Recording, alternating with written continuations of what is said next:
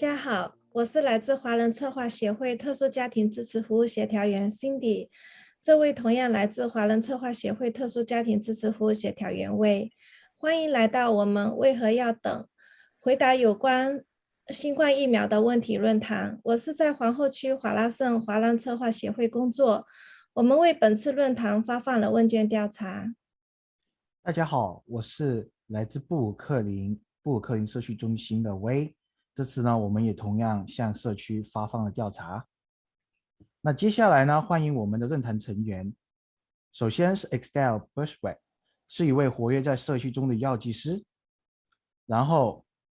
是 Dr. Yung Quang Line MD MHP， 来自 Albert Esther 大学医学院 Montfort 医学中心 Rose F. Kennedy 儿童评估和康复中心的行为发展儿科医生。最后一位是缤纷，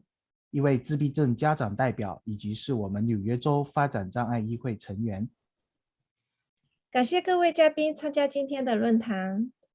首先，我们邀请第一位 Estelle， 请您给大家介绍一下您自己、您的工作，谈谈今天来支持我们论坛的目的，好吗？谢谢大家好，我是 Estelle， 我现在住在堪萨斯区。我是在 PharmD 或者药剂博士毕业之后，主要在社区药房里面工作，其中包括独立药房，也包括大型连锁药房。那么自从疫情开始之后我们很大的一部分工作就包括说给病人们注射疫苗，包括回答他们任何关于新冠的问题。所以很高兴今天能够有机会来到这里，能够用自己的母语来帮助解答一些大家的疑问。我个人的目的并不是说一味的说所有人都应该打疫苗，我只是希望说能够给大家一些更全面的信息，来帮助大家能够衡量利弊，做出一个自己的决定。谢谢。谢谢。那接下来呢，邀请我们第二位嘉宾 Dr. Lai。那 Dr. Lai， 请您介绍一下你自己，还有你日常的工作，以及今天来我们这个论坛的目的，好吗？谢谢，大家好，我姓赖，我是赖医师，我是一个儿童发展以及行为专科医师，我主要的工作范围是在 Bronx， 我在 Montefiore 工作。那在我的工作范围里面，主要照顾的都是有特殊需求的孩子，有发展或者是有行为障碍的孩子。我们的孩子跟家长在 COVID-19 的很多的限制底下，不管是他们的上学或者是日常生活，都受到了很多的影响。同时，这些孩子也是罹患 COVID 的高风险族群，所以在我看来，疫苗的施打在这个族群特别的重要。所以我很开心有这个机会可以参加这场讨论。我希望能够透过这样子的机会，回应一些家长对于疫苗相关的困扰或者是疑惑，帮大家做决定。谢谢。谢谢 Dr. Lai。那我们最后一位嘉宾是冯先生，请您给大家介绍一下您自己，还有您的工作，然后谈谈今天来支持我们论坛的目的。谢谢。好的谢谢我的中文名字叫冯斌我们住在 Queens。那么我的平时的工作呢，我是一名电脑工程师但是因为我有孩子是自闭症，所以我很早就参加了很多关于自闭症这个社区的这个父母亲的辅导以及倡导工作那么我们今天来主要是想给大家见证一下，就是作为我们自己家庭的成员，包括有特殊需要的成员这个打疫苗的一些经过，以及我们社区当中反映的一些问题谢谢大家。谢谢各位。那现在呢，让我们来看一看我们从社区居民的调查问卷里面收集到的关于新冠疫情的各种疑问。那第一个问题呢是，感染新冠病毒会有危险吗？会有造成长期的伤害吗？那 Dr. Lai， 你可以为大家解答一下吗？谢谢。其实我想经过这2-3年的洗礼，大家对于新冠病毒，对于 COVID 应该都已经不陌生了。大部分得到新冠病毒、得到 COVID 的人都是以轻症的表现为主。当然我们知道老年人或者是本身有慢性疾病的人就比较有机会会转成重症。那大部分罹患 COVID 的人都会在几个礼拜当中痊愈或恢复。不过有一部分的病人发展出慢性的长期的症状，我们称作 Long COVID 或者是 Post COVID， 或者是有些人称作 Chronic COVID。 那这些慢性的症状包括像是呼吸困难疲倦倦怠、头痛、肠胃不适，或者是睡眠的问题等等。有些人则是在得到 COVID 的重症之后呢，身体的许多器官，包括像是心脏、肺脏、肾脏，或者是免疫系统持续的受到影响。那我想今天我们当然一部分的重点我们放在儿童和青少年身上。目前我们所知道的是，儿童的青少年呢，在得到 COVID 急性症状期间，大部分的时候我们看到的症状比成年人还要来得轻微一些，大部分是稍微的身体的不适。不过也有很少数的儿童和青少年发展出 MIS-C， 它是一个全身许多器官发炎的症状。这种情况就比较需要密切的观察和适切的支持疗法，有些甚至需要住院。至于 COVID 在儿童和青少年的长期症状，目前我们所有的资讯其实相较起来不像成人那么的多，不过确实是有一些文献指出，有些孩子也会表现出类似像大人的慢性 COVID 症状 Long COVID 症状，他们也会表现出像是长期的头痛啊、疲倦啊、肌肉关节酸痛啊、咳嗽啊，或者是注意力无法集中等等各式各样的症状。针对 COVID 对我们的长期影响，其实我们还有很多很多需要研究、很需要进一步了解的地方。所以现在我们觉得最重要的事情就是戴口罩、勤洗手、施打疫苗，才能够真正的减少 COVID 对我们大家的影响。谢谢 Dr. Lai。谢谢Dr. Lai的回答。那 Estelle， 我想问一下，作为一名药剂师哈，那你能跟我们谈谈为什么都说接种疫苗很重要？是一个很好的问题。接种疫苗很重要，就哪怕它并不能完全的防止我们感染新冠疫苗，但是我们都知道新冠疫苗在注射之后可以有效的降低重病率、住院率以及死亡率，所以这并不是说得了注射了之后我们完全不会生病，并不是这样子，而是说它能够让我们从可能的重症而发展成轻症，以至于并不会有那么严重的后果，就像刚刚 Dr. Lai 形容的那些长期的损伤。其次是在我们的社区中有一些人他们并不能够接种疫苗，不管是因为宗教影响，或者说他们的年龄并不满5岁，或者是因为各种各样的原因，对于那些自己无法接种的人来说，如果我们接种了，如果我们整个社区大部分人都接种了，那我们就可以防止这种传播。所以我觉得对自己、对保护自己以及对保护他人来说，接种疫苗都是一个很重要的手段。谢谢。那还有就是人们常说完整接种疫苗又是什么意思哈？就是如果我完整接种了疫苗，那又能持续多久有效呢？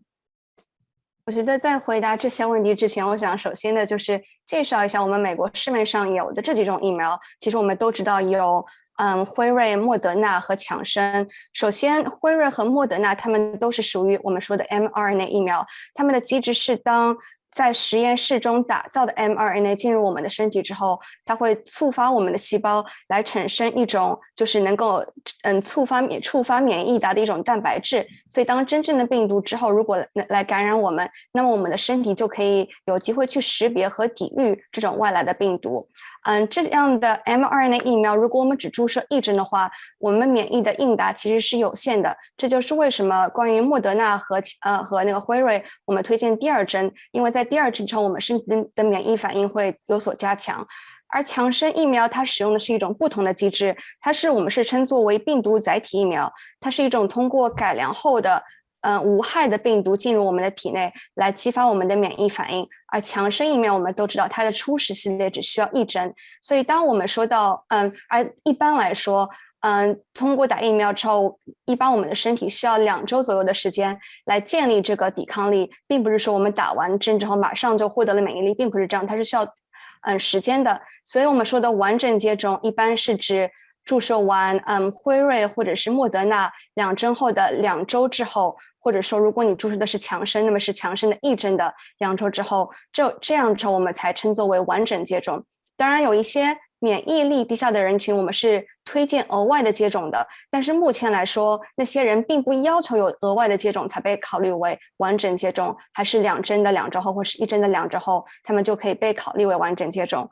关于第2个问题就是说明完整接种疫苗之后能够持续多久，这是一个很好的问题。因为其实现在科研还在继续的还在研究之中，我们并没有一根固定的时间。首先有一项研究表明，就是随着时间推移，疫苗的完全防止我们感染的有效率确实是会有所下降的，但是他们防止我们重症以及住院以及死亡率的那个效果是在几个月之后是持平的，就像我们刚刚说的，虽然它不能完全防止，但它依然能够防止我们获得重症。另外有一些研究表明啊，在注射完 mRNA 疫苗，就是我们刚刚说的辉瑞或者是莫德纳的第2针的6个月后，我们的抗体水平会下降到大概与我们只注射完1针，或者是与那些感染过新冠获得自然免疫力的人的抗体的水平相同。也就是说，大概在6个月之后，我们的身体的抗体是有所下降的。但是需要提出的是，抗体下降它只是一种衡量手段，并不是说明我们的抗体下降了，我们的身体就完全没有抵挡新冠的能力了，并不是这样的，它只是一种衡量手段。只有当第一批完整接种的人与那些没有接种过疫苗的人一样，完全都纷纷感染的时候，我们才可以说我们新冠疫苗对我们的保护是完全终止了。但目前来说并不是这样。所以这个问题我觉得我给的回答其实比较含糊，我们可以说6个月，也可以说其实它还是会持续给我们保护的，目前还在持续观察之中。也正是因为它给我们的保护会有所下降，所以就像刚刚 Doctor 来提到的，我们还是需要勤洗手，我们还是需要戴口罩，我们还是要保持社交距离，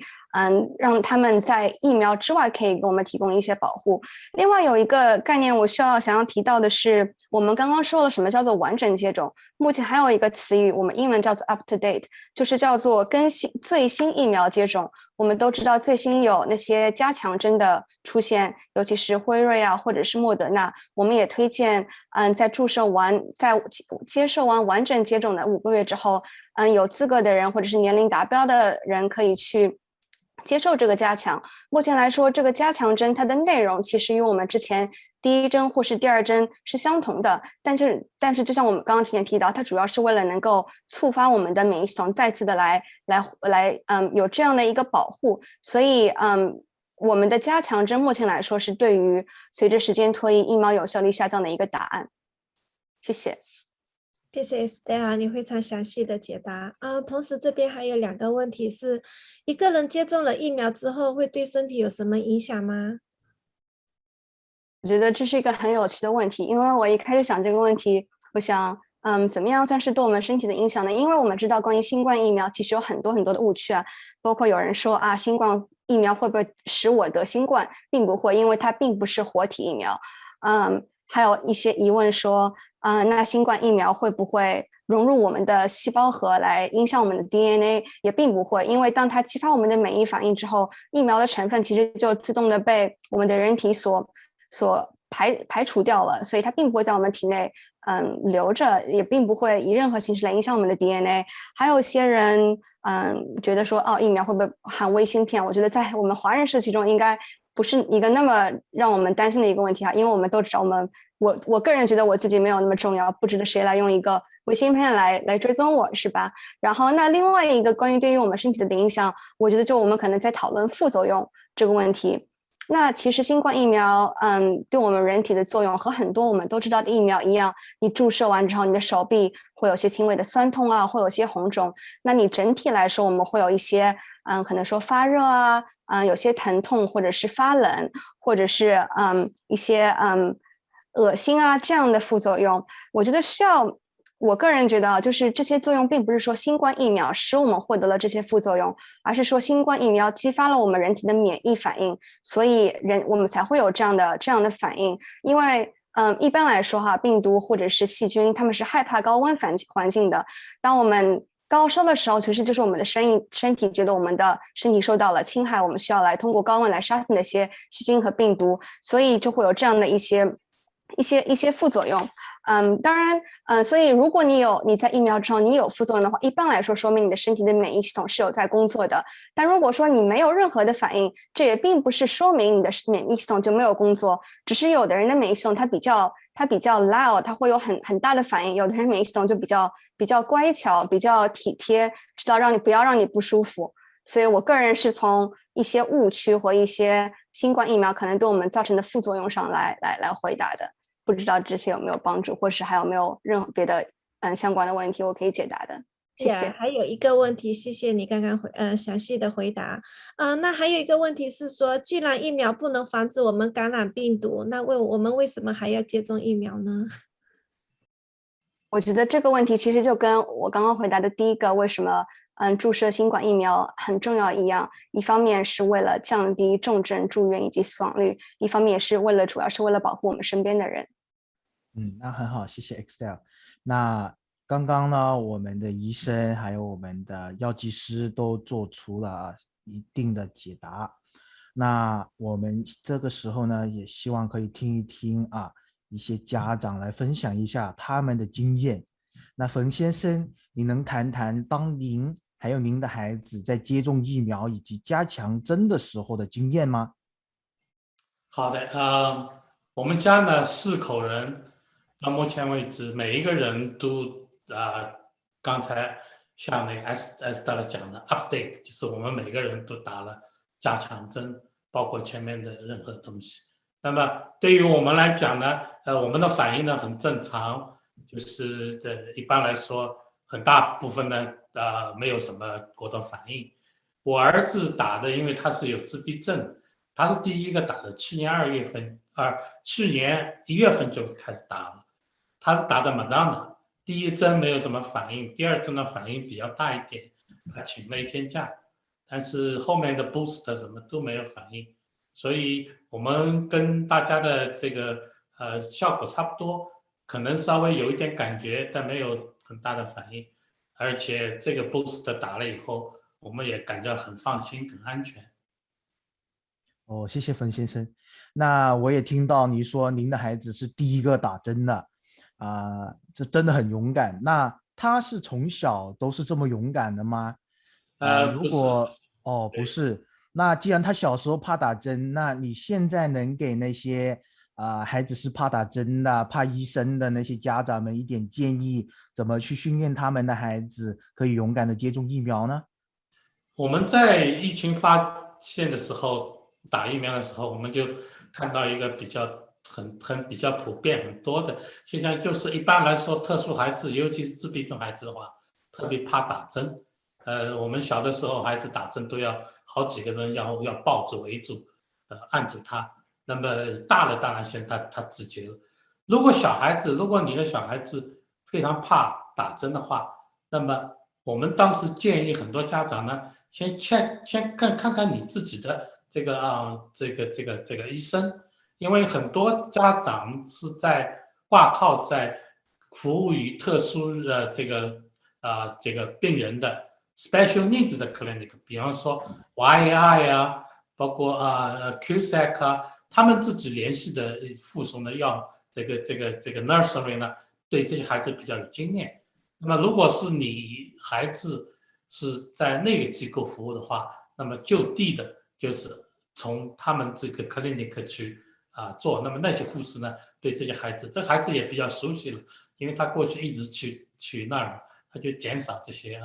焦虑的感觉。那么如果是你孩子没有办法这种 clinic， 你只能去到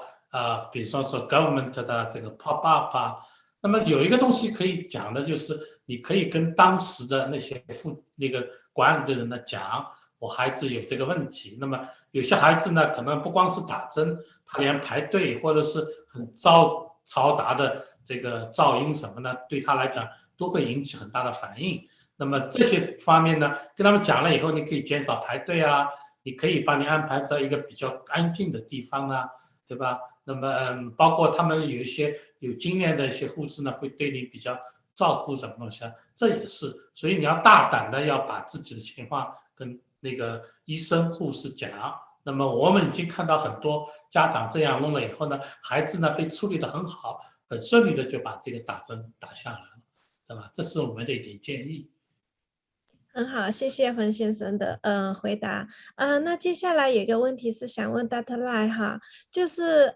请问一下，新冠疫苗会对孕妇或分娩后的妈妈造成不良影响吗？还有就是，请问那些喂养母乳中的妈妈，是否可以继续接种疫苗？谢谢。就我们目前所知，针对怀孕中或者是计划怀孕的妇女，我们所知的是，这些新冠疫苗 COVID 疫苗并不会造成胎儿的风险，也不会影响妇女们受孕的几率。所以目前的推荐是，孕妇也应该要接种 COVID 疫苗。而且我们知道的事情是，孕妇是得到 COVID 重症的高风险族群，也就是说，怀孕妇女如果得到 COVID 的话，有比较高的风险，可能会需要使用到呼吸器或者是住到加护病房。也就是因为这样子，所以美国妇产科医学会一直都是建议孕妇应该要接种 COVID 疫苗。至于针对哺乳当中的妈妈呢，我们也是建议应该要接种疫苗。妈妈们接种疫苗不仅可以保护自己，同时呢，有研究指出她的接种疫苗之后产生的抗体有机会可以透过妈妈的母乳传达给小朋友，连带的把保护力也传递给小朋友。所以这个时候接种疫苗格外的重要。好的，谢谢 Dr. Lai。这样的话 ，Dr. Lai，我还有一个问题。刚刚我们说到孩子的话，儿童疫苗就是5到12岁的儿童疫苗，会对孩子的身体发育造成问题吗？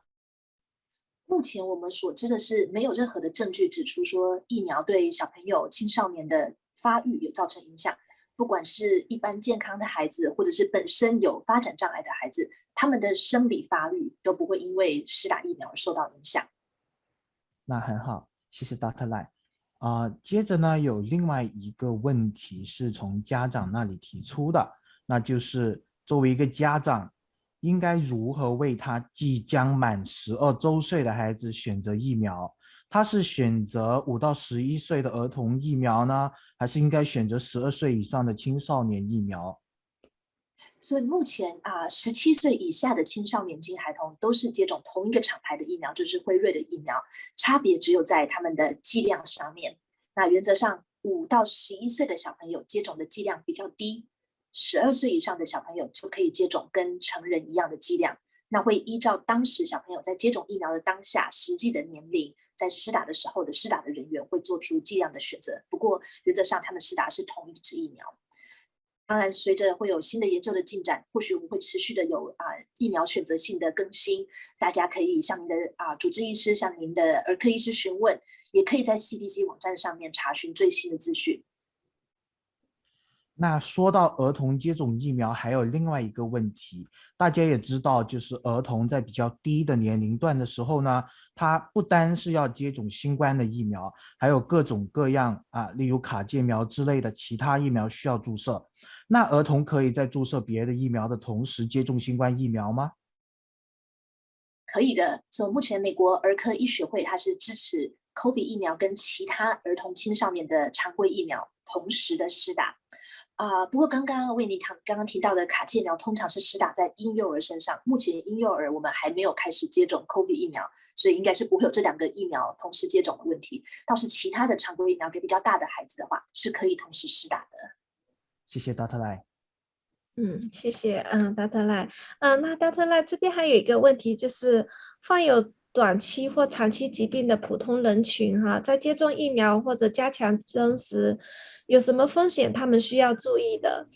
例如免疫缺陷的人群对某些物质存在过敏反应或癫痫心肌炎等等之类的，有些什么建议？谢谢。我想可以先说的是，关于免疫缺陷的族群，或者是有癫痫的慢性病患的话，这2个族群的人其实更需要疫苗的保护，因为他们如果得到 COVID 的话，不仅重症的比率比较高，那有连带的也有比较高的风险会引发其他的并发症。至于说对特殊物质有过敏反应的族群呢，我会强调的是要看是针对什么样的物质过敏。除非您的是严重的过敏，然后同时这个严重的过敏的内容物是疫苗本身制剂的内容物的话，我们才会考虑是否要暂缓接种疫苗，或者是与您的医师讨论。不然的话，如果是轻微的过敏针对其他环境中的物质的话，我会建议还是应该要接种疫苗。那至于疫苗本身制剂的成分有哪些呢？这些在 CDC 的网站上面都有明确的列出来，大家可以参考，也可以带去与您的医师讨论。谢谢 Dr. Lai。这边还有一个问题，就是说 Estelle， 我想你可能可以回答这个，如何应对疫苗的副作用谢谢。那么首先我先补充一下刚刚 Dr. 李医生说的关于过敏反应那就是在注射之后，不管是在医院或者是在社区药房里面，一般我们都会观察大概15分钟，因为如果是有比较强烈的过敏反应，一般15分钟之内就会显现出来。所以每个注射的区域，我们都会有应急的药物存在，就是抗组胺啊，或者是 epinephrine，我们都会有所准备。就是对于可能会有过敏的人群。但是我目前来说，我觉得我接种了大概有几千这样的疫苗，但是目前我还没有看到过有谁真正的是对疫苗有过敏反应的，一般都是那些可能会有低血压呀，或者是低血糖，或者是怕针的人，他们会有一些就是不适在接种之后，但我还没有看到过有强烈的对于新冠疫苗过敏的人群。然后就是来回答副作用的问题。副作用我们刚刚已经说到了，就是比较普遍的会有手臂的酸痛、红肿啊，包括你全身的一些反应，会有发烧啊、发冷啊、一些疼痛。那一般来说，对于注射，我们推荐的是你在注射完之后，你可以把手来活动活动，能够帮助那个疫苗能够分布到你的肌肉细胞里面。还有就是，如果你同时接种2种或以上的疫苗的话，譬如说流感疫苗或和新冠疫苗一同接种的话，我们是推荐在不同的部位接种。那可能是说你左手接种一剂，右手接种另一剂，这样的话他们不会互相干扰，也不会造成疫苗里的成分的堆积。如果你的手臂还是有酸痛红肿的话，那我们可以考虑用冰块冰敷，或者是用湿毛巾、冷毛巾来冰敷，也是可以的。那些整体的反应，不管是发烧啊、疼痛啊，我们都会推荐使用非处方药。那如果到药房或者是医院里面，药剂师或者是医生护士，应该都会有所推荐。比较常见的，我们说是布洛芬或者是对乙酰氨基酸，也会有儿童专门的剂量。也可以还是可以就是询问专业的人员来给家长指导一个正确的剂量。但这些药是可以有效来治疗我们可能对于疫苗出现的不适反应的。但是有一点需要指出的是，我知道有些人他们会在注射疫苗之前就想通过服用这些药物来预防得到副作用，但是这并不是这样子工作的，因为这些药物他们只是来治疗我们有的不适反应，他们并不能用来预防。谢谢。我想再多提一点，就是刚刚有提到的一个问题是关于心肌炎的部分，这是一个比较少见的副作用。那心肌炎顾名思义是心脏肌肉的发炎，在我们这一批的大规模的接种的过程当中，我们确实是有发现疫苗跟极少数的心肌炎的案例有相关性。这些案例多半是发生在16岁以上的青少年和年轻成人，而且通常是在接种第2剂之后的几天之内发生的症状。大部分他们的症状是胸痛、呼吸困难或者是心悸，不过绝大多数的案例都是非常的轻微的，而且是在观察或者是支持治疗之后就康复了。那我想，虽然说有这样子少见的副作用，家长想当然的会非常的担心，可是更重要的一点是我必须要指出，得到 COVID 得到新冠肺炎本身也会引发心肌炎，而且这样子的状况下得到心肌炎的风险还比接种疫苗来的还要高很多。也就是因为这样子，所以在美国目前的建议还是青少年应该要接种新冠疫苗。那好的，谢谢 Dr. Lai。你刚刚说到各种各样的症状，那我想特别问一下，对于有短期或长期疾病的发展障碍人群，他们接种新冠疫苗是否一样安全呢？这个是许多爸爸妈妈担心的问题。我照顾的孩子也多半都是有特殊需求的孩子，他们有很多都有很复杂的医疗问题，包含的像是刚刚提到的免疫系统缺陷或者是癫痫等等。这些孩子其实比其他的孩子还要来得更脆弱，他们得到 COVID 的风险也更高，因为这些孩子往往很难避免会需要进出医疗场所，需要到学校，需要跟各种服务人员接触，然后他们也比较难达到戴口罩、勤洗手这些要求。甚至有个研究发现说，有发展障碍的族群，他们得到 COVID 的风险是一般人的2.5倍，他们的严重的程度也比一般人还要来得高，需要住院的风险是一般人的2.7倍，死亡率高达一般族群的6倍。也就是因为这样子，除非是对疫苗的内容物本身有严重的过敏，我们这些孩子其实是更需要施打疫苗来保护他们的。那我会很建议说，大家可以针对您的小朋友的状况、您的小朋友的诊断，跟儿科医师来请教，直接的提出你对疫苗的疑惑，让您的儿科医师有机会跟您解释他的想法。那 Dr. Lai，你刚刚说到应该向儿科医师提出问题，那具体来说，家长应该比较具体的问一些什么样的问题呢？我觉得很适合问的问题包括像是疫苗的副作用有哪些，我应该要在家里做什么样的准备，我应该要预期观察什么样的症状，这些都是可以直接向儿科医师询问的问题。那你刚刚说到家长应对疫苗的副作用，基本上作为一个医学的专家，您会比较怎么建议家长去应对疫苗的副作用呢？其实我觉得我们可以大略的分成2个族群来看。当然有很多的孩子是有办法向家长表达他们的不适的、他们的感觉的。那这样的孩子，我们可以透过他们告诉我们的状况来衡量他们的是疫苗的副作用呢，还是其实是更严重的问题，需要进一步的就医。但是比较困难的是，我们有很多的孩子或许没有办法向我们沟通、表达他们的不适。这个时候，其实作为医疗人员，我非常非常的依赖各位家长的观察。其实我常常说，各位家长都是你们的孩子的专家，你们每天在研究的，你们每天在观察的，就是您的孩子，而您的观察就是我们最重要的指标。我会建议您密切的观察小朋友的不适的症状，确保他们有充足的水分跟适当的睡眠。通常疫苗造成的副作用是有点不舒服，不过它不应该会很大幅度的影响孩子的体力或者是活动力，而且它也不应该会持续超过1-2天。所以如果你的孩子没有办法吃喝，体力跟活动力跟你平常所认识的他相比有显著的变化，或者是有持续的发烧，那我就会建议应该要尽快就医。冯先生你好，作为特殊孩子的家长哈，如何去识别无法语言交流的孩子出现的疫苗的副作用？对这个问题对很多家长是比较关心的，因为他没有语言交流，他不能告诉你什么。那么根据前面 Dr. Lai 的这个情况，我们建议说，第一个家长呢，你要知道一些普遍的、常见的一些副作用。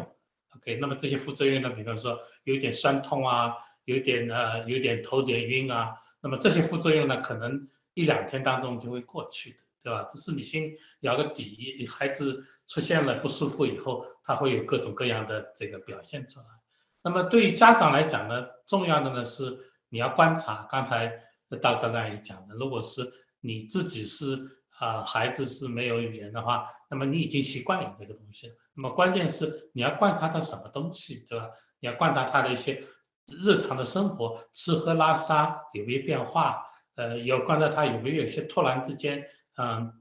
这个改变的一些行为、情绪的问题。那么还有一个东西呢，最好呢，你拿个笔、拿个手机，可以录下来做一个参考。那么如果这个情况发展到一定程度，比方说这个1-2天之后，正常情况下还没有这个消退的话，那么你要跟家庭医生去联系一下，这个到底是不是有什么参考建议，对吧？所以这个家长需要花很大的这个心思去照顾、去观察、去记录这些现象，对吧？好的，谢谢冯先生。Excel 现在呢有另外一个问题，就是说，如果有人他感染了新冠病毒阳性，而且呢他现在已经痊愈了，那他们还需不需要接种疫苗呢？谢谢，我觉得这是一个很好的问题。那么简单的答案就是是的，哪怕你得了新冠疫苗，并且新冠肺炎，并且已经痊愈了，那你依然是要获得就是要再去接种疫苗来获得一个更大的一个免疫的一个抵挡力。我觉得之后的就是背后的机制，是因为哪怕就是我们通过感染新冠，我们确实是可以获得一些自然的免疫力，但是这些自然免疫力是有差别的，我们并没有办法判断它可能根据你当时的轻重症你身体的反应你的年龄以及各种因素有所不同。但因为注射新冠疫苗我们是经过研究的，所以我们是知道说新冠疫苗能够带给你的抵御力，它是对每个人来说它大概都是持平的。就不管你有没有得过新冠肺炎，它都会给你额外的一些保护力。所以目前来说，我们仍然是推荐，哪怕你已经得过了新冠肺炎并且痊愈，我们依然建议你去注射疫苗，去获得额外的保护。谢谢。但是就是如果情况是我已经预约了疫苗，但是我检测出了病毒阳性，那我应该要等多久才去接种呢？目前来说，并没有一个很特别的一个推荐啊。目前我们是说，如果你新冠你确诊了阳性，那么首先你是要在家里面隔离，然后你要等到你的症状痊愈，这主要也是为了让你不要在阳性的时候出去感染给我们的医务工作人员。所以一般来说，我们是建议，如果你阳性了，只要你能够转阴，只要你过了他们推荐的隔离期，你已经没有别的症状了，那么之后你就可以去接种疫苗了。那我想问一下，那接种疫苗之后，我们会有短暂的免疫期嘛？那我们是不是需要佩戴口罩啊？继续。这是一个很好的问题。我个人觉得口罩，不管你有没有接种疫苗，不管你是不是得过新冠肺炎，它都是一个很好的一个额外的保护手段。包括像 CDC 的官网上他们最近也有各种各样的研究来推荐给我们应该戴怎么样的口罩比较合适，包括布口罩、我们普通的外科口罩，或者是我们常说的那个 N95 给我们的保护力，都是有所不同的。其中布口罩给我们的保护力是最弱的，因为它主要是能够保护我们，不去用飞沫啊，或者是不去来感染别人，并不能很有效的防止病毒来感染我们，所以它的抵挡力是最弱的。那外科口罩稍微好一点，当然给我们最强保护的是 N95。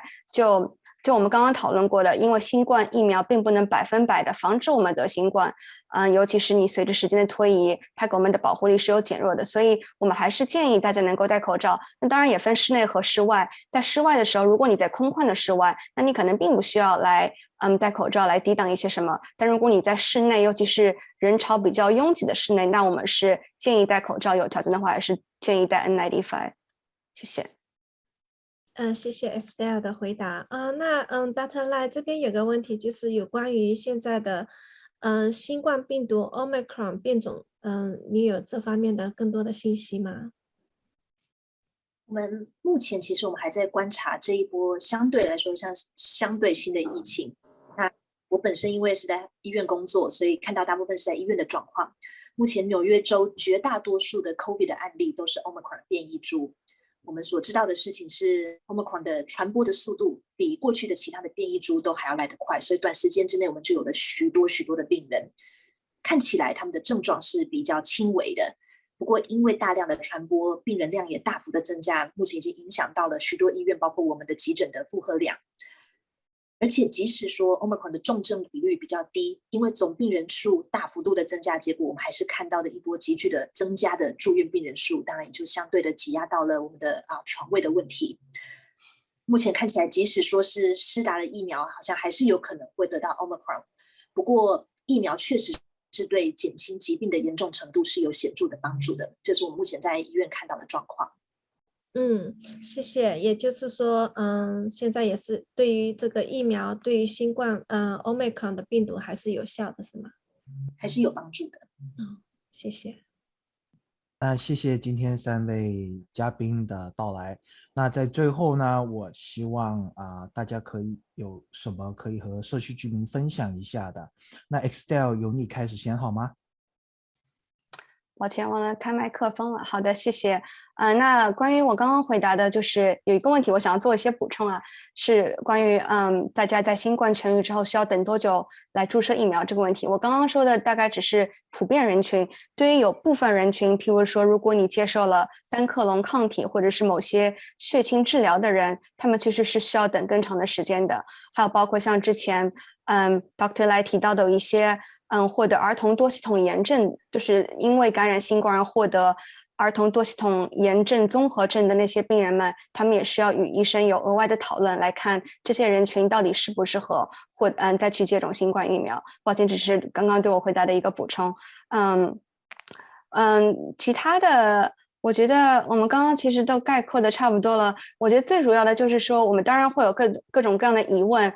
那科研人员也在不断的来学习，包括我们医生啊或者是药剂师也在不断的学习。我的就是只是建议说，家长啊或者是我们社区的群众，如果有各种各样的问题，都是建议他们可以寻求有帮助的资源吧，就不管是 CDC 官网啊，或者是医生啊，或者是药剂师，我们都很希望能够帮助大家来解答疑问，所以不要觉得这些问题我们就没有办法解答了，或者说我就藏着，或者说我要再等等看，其实是我们能够想办法来帮助解答的。另外一个我需要补充的就是，我们前面说到加强针，对于哪怕是加强针，它对于 Omicron 的效果都是比我们之前预期的，或者是对于 Delta 以及其他变种是有所下降的。但是，我知道目前辉瑞啊，或是莫德纳，他们都在研究一些能够专门对抗 Omicron 的加强针，所以我觉得我们也可以就是再等等看看会不会有更多的信息更新。关于新冠肺炎，我们都在学习，每天都会有不同的更新，所以我们就拭目以待。谢谢。谢谢 Estelle。那 Dr. Lai， 你有什么需要补充给社区居民的吗？其实我自己本身在诊间有时候听到父母对于新冠疫苗的疑惑，听到的时候其实都很开心，很开心听到父母愿意考量愿意向我们提出这样子的问题，愿意直接的分享给我们他们的疑惑和他们的困扰。那我想要分享给大家一个在之前的 US 的 Surgeon General Dr. Jerome Adams 他说过的一段话。他说，作为父母，我们会无所不用其极，想要保护我们的孩子的安全。我们给他们系安全带，他们骑个脚踏车，我们给他们戴安全帽。我们担心，也许60年之后，他们可能会得到皮肤癌，所以他们一定要擦防晒。所以，同样的道理，这个病毒这么的千变万化，我们只想要尽一切的能力来保护我们的孩子，也保护我们自己。其中一件我们能够做的事情，就是给孩子施打有效的疫苗。所以我很高兴今天有机会可以跟大家分享，希望我有回答到一些问题，也希望我们大家可以一起平安度过这一关。谢谢赖医生。冯先生，您有什么可以分享一下给社区各位居民的吗？好的，我非常愿意，特别希望在这个时候呢，给那些还在犹豫要不要给孩子跟这个自己打疫苗的这个特殊需要的家长讲一下。因为对我们来讲，我们最关心的当然是我们那个特殊需要孩子，因为他本来就是最可怜的，对吧？而且他本来也是风险最高的，因为我们从这个纽约州 OPWD 的数据看，就是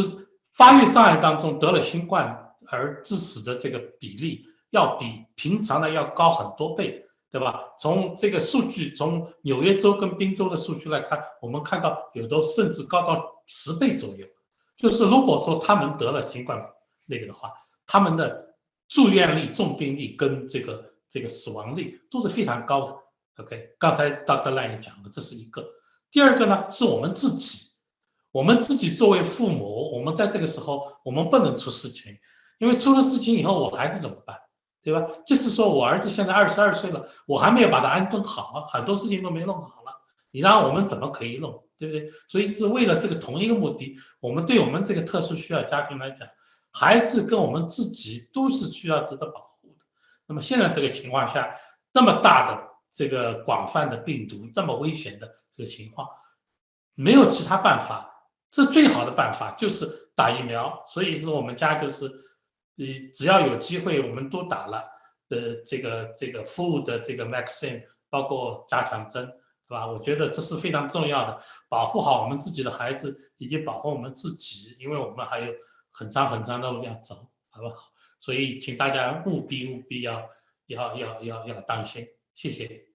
感谢冯先生非常好的总结，打针、勤洗手、戴口罩，谢谢。那今天的论坛呢就到这里，我们所有的问题都问完了。那在这里呢，我们要特别感谢纽约州残障人士权益办公室、华人策划协会、Vaccine Facts DDNY， 这是一个由纽约州发展障碍协会资助